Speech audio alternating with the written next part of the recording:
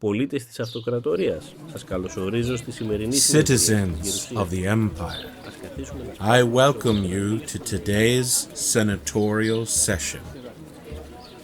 Let us sit, break bread, and speak in peace. Before we get to the business of the realm, let us review the history of the current line.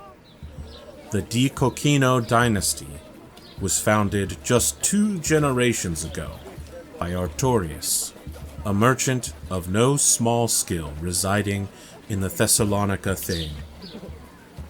After regaining control of the mines of Chalkidike, he used the funds and influence to buy the title of the prestigious Strymon Theme. Founding a family, this stalwart steward would go on to have many children in his storied line, and before his passing, he would found the religion of the Good Times Revelations. This branch of Christianity recognizes the Basilius of Rome as the one true representative of God on earth. Artorius was a known wizard, and his line is also well known now as a coven of mystical power. Under the Good Times, witchcraft is legal. Artorius would go on to create the kingdom or Katipanate administrative zone of his homeland of Thessalonica, and use this position to put forward his eldest son Adam as Emperor of Constantinople and the true Roman Empire. Adam would indeed eventually become both emperor and the heavenly prophet of the Good Times, and name his own father as co-emperor. Artorius, as we know, passed in 940, just 3 years ago. The weight of his father's death crushed the spirit of Basilius Adam de Kokkino, and after 10 months of rule without his father, he passed on his secular and non-secular titles to his own son, the current Basilius Kyrillos, Patriarch. Kyrillos has used the last 2 years to bring the empire out of massive debt his father left it in, and to hold a feast to introduce all the wide and varied vassals of the empire to him and each other. The themes are still at each other's throats, and treasonous snakes are brewing rebellions in lands that should offer nothing but fealty to their patriarch. It is here we have reached the purpose of today's meeting, to inform you, citizens of the highest noble houses, of current events, and to seek your blessings and counsels for the wise Patriarch Kyrillos.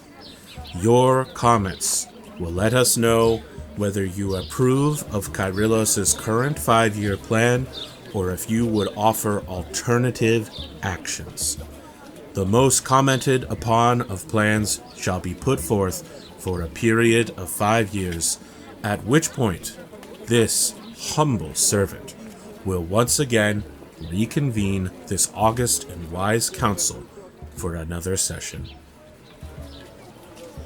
The Empire has seen some small resurgence of its borders outwardly, namely retaking some lands in the old Roman peninsula and driving out the Muslims.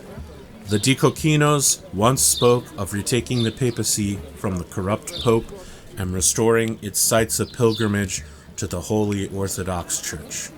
But under the Good Times Revelations, such plans have laid abandon. Any theme administration area which borders the sea has been made into a naval military power, and any border region has been reformed into a military expansionist frontier. Most of the border themes have had Kokkinos placed as governors and stewards to help drive the fervor of reconquest. The interior of the empire is mostly civilian administration to drive growth and revenue generation.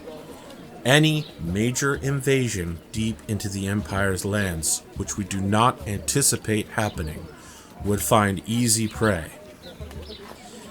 In Byzantion, we find the city of Constantinople. The most populous and developed city in the world, it follows the great culture of the Greek Romans. At the concerns of the beloved father of the line of Kokkino, Artorius, many of the towns and cities along the roads to our capital are stuffed full of churches, with hospitals and monasteries to control plagues and disease. Rulers who follow the good time revelations are themselves able to directly control and administer these churches. The plan the Patriarch puts before you is to allow the various governors to make diplomatic and strategic war choices as they wish, and to not raise imperial troops on offensive measures at this time. The full strength of the empire is needed to put down any possible rebellions. Small and weak factions wish to put forward 2 candidates as a replacement for our Patriarch. Patriarch's current wisdom is that diplomatic overtures in the form of hunts, funeral for his father, more feasts, and even invitations to join his coven should be extended in a charm offensive to the most powerful nobles of each faction. Otherwise, he will take no action against them. A Liberty faction has formed which wishes for stronger, independent authority from what they consider stifling bureaucracy. Several family members of our cherished Basilius are among them, and so here too he does not wish to take offensive action, but is considering using subtlety to deliver political slights to lessen their influence, and forcibly removing any governor who is counter-bureaucratic, with a loyal house member of the Kokkinos. In the north, various Moldovan breakaway duchies stand in our path. The Emperor has fully empowered the local governors to take military action and will allow and even encourage them to expand as needed. The Emperor himself will extend talks of alliance to the Moldavians via marriage alliances, with the hopes of subsuming Moldavia into the Empire within a generation.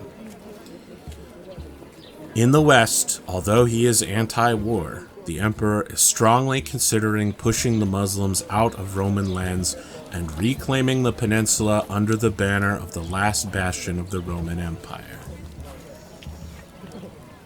In the south, the Arabian Empire is a powerful and united foe under a cunning leader, Malik al-Muazzam al-Fadil of the Abbasids.